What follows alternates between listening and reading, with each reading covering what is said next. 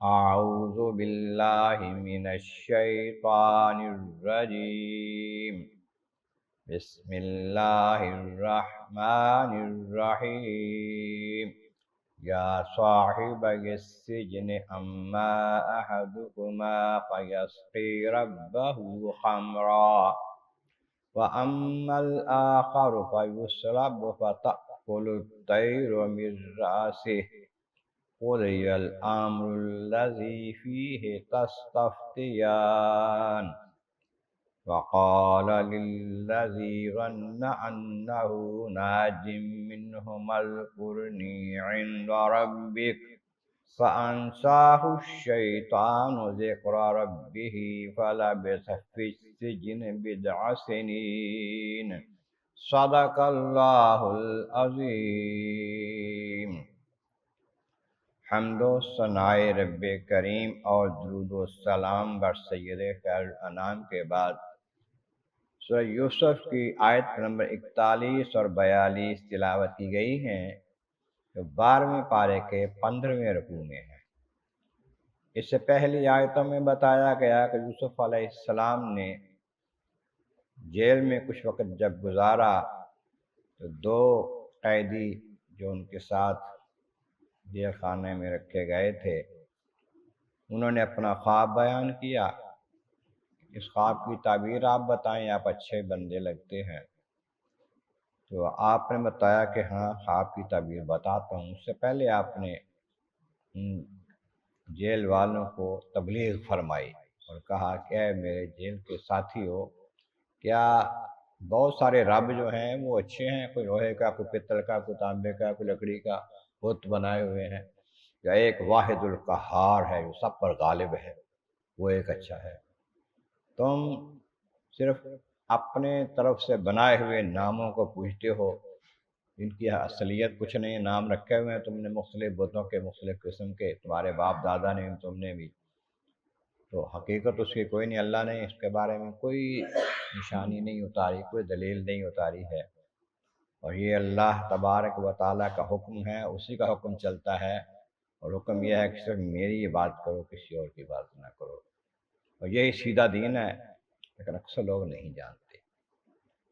اب خواب کی تعبیر بتانے لگے، فرمایا اے میرے دو ساتھیوں، قید خانہ کے دو ساتھی جنہوں نے خواب بیان کیا تھا اپنا، ما احدکما فیسقی ربہ خمرا، تم میں سے پہلا جو ہے جس نے خواب دیکھا تھا کہ میں اپنے مالک کو شراب پلا رہا ہوں، انگور نچوڑ رہا ہوں، 3 گچھے انگور کے میرے پاس ہیں، تیری خواب کی تعبیر یہ ہے کہ تو بادشاہ کا پھر ساقی بنے گا، اور تجھے اس ڈیوٹی دی جائے گی بادشاہ کو شربت شراب پلانے کی، تیری ذمہ داری یہ ہوگی، تمہیں وہ تمہاری نوکری تمہاری بحال ہو جائے گی۔ لیکن عمل آخر جو دوسرا ہے،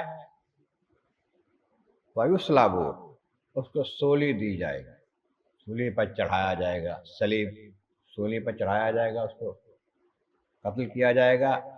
فَتَأْكُلُ الطَّيْرُ مِن رَأْسِهِ، اس کے سر سے پرندے کھائیں گے۔ اس نے خواب دیکھا تھا کہ میرے سر پر روٹیوں کے ٹوکرے ہیں، ان ٹوکروں میں روٹیاں ہیں، 3 ٹوکرے ہیں، اور ان پر روٹیاں ہیں، وہ پرندے اوپر سے کھا رہے ہیں۔ تو فرمایا کہ اس کی تعبیر یہ ہے کہ تجھے سولی دی جائے گی، تم مر جاؤ گے، تمہارے سر سے پرندے نوچ کے کھائیں گے، چیل کوے وغیرہ۔ اب وہ دونوں کچھ پریشان سے ہوئے اور کہنے لگے نہیں نہیں، ہم نے کوئی خواب نہیں دیکھا جی، ایسے ہی ہم مسیح کر رہے تھے۔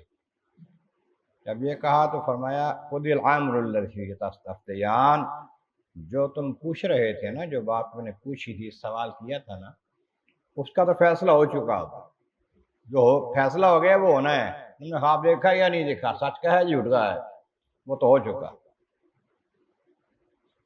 پھر آپ نے وہ بندہ جس کے بارے میں آپ کو پتہ چل گیا کہ یہ بچ جائے گا اور بادشاہ کا مصاحب بنے گا، بادشاہ کے دربار میں رہے گا، اس کو پانی پیش کرے گا، شراب شربت دے گا، اس سے فرمانے لگے کہ جب تم جاؤ گے نا، اذکرنی عند ربک، اپنے بادشاہ کے، اپنے مالک کے پاس جو ہے نا، میرا ذکر کرنا، ایک بندہ بے گناہ جیل میں پڑا ہوا ہے، اتنی مدت ہو گئی ہے، بادشاہ کو یاد ہی نہیں، تو اس کو دیکھا جائے اس کے معاملے کو۔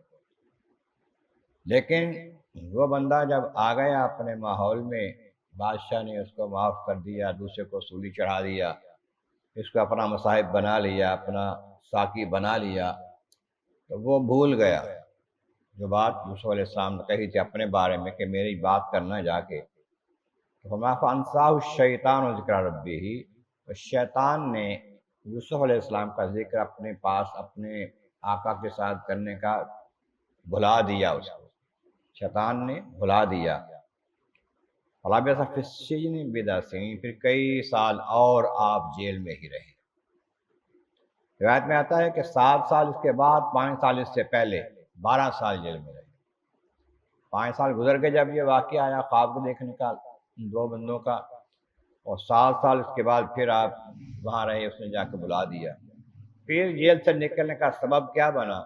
بادشاہ کا ایک خواب آیا، بادشاہ نے خواب دیکھا، وہ خواب بہت عجیب و غریب تھا، تو اس نے اپنے درباریوں سے کہا، وہ کہنے ہم تو نہیں جانتے۔